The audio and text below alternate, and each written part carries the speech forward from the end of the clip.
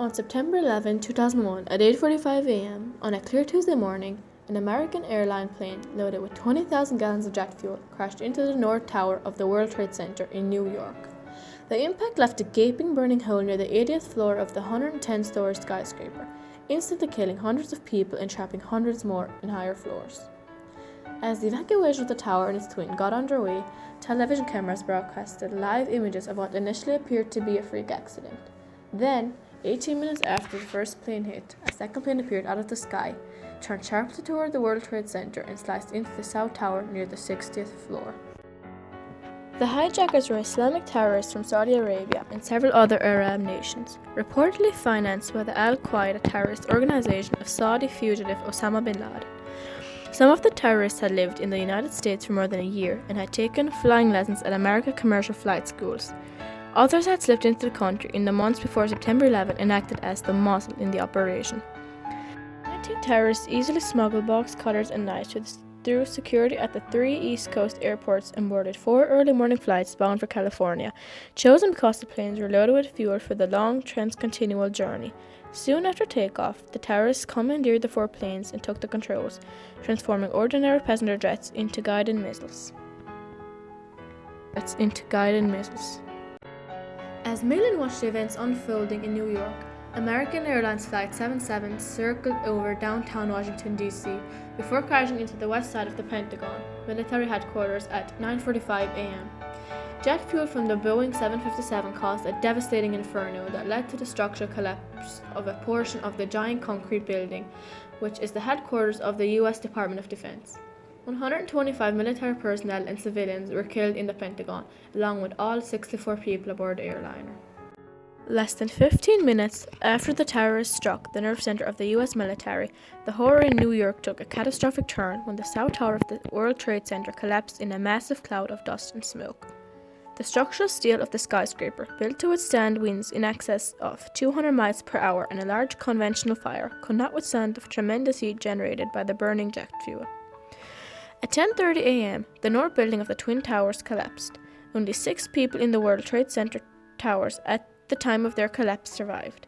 Almost 10,000 others were treated for injuries, many severe.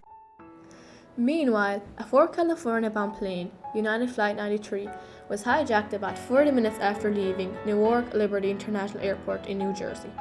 Because the plane had been delayed in taking off, passengers on board learned of events in New York and Washington via cell phone and airphone calls to the ground.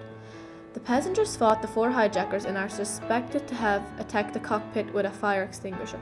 The plane then flipped over and sped toward the ground at upwards to 500 miles per hour, crashing in a rural field near Shanksville in western Pennsylvania at 10:10 a.m.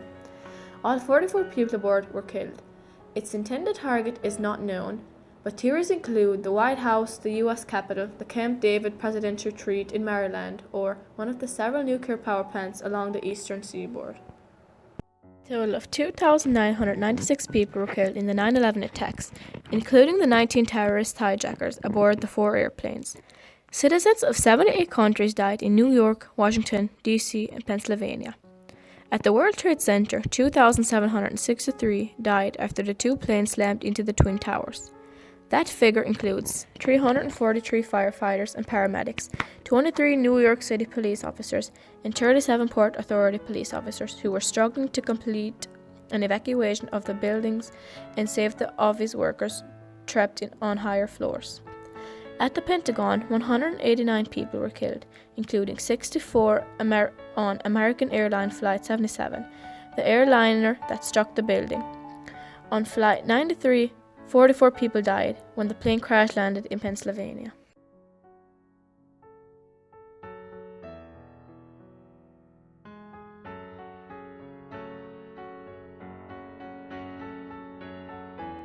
President George W. Bush delivered a televised address from the Oval Office declaring, "Terrorist attacks can shake the foundation of our biggest buildings, but they cannot touch the foundation of America.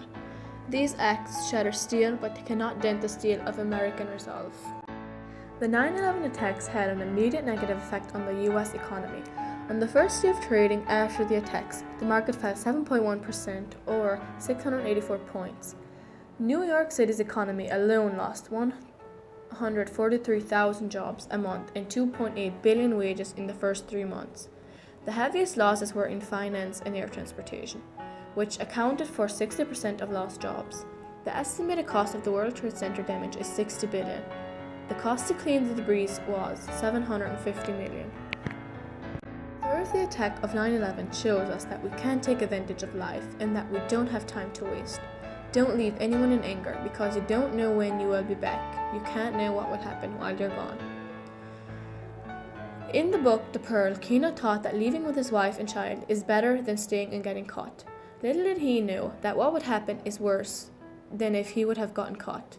It's the same with the people of 9/11. When they left their homes in the morning, they didn't know that they might not return home at night.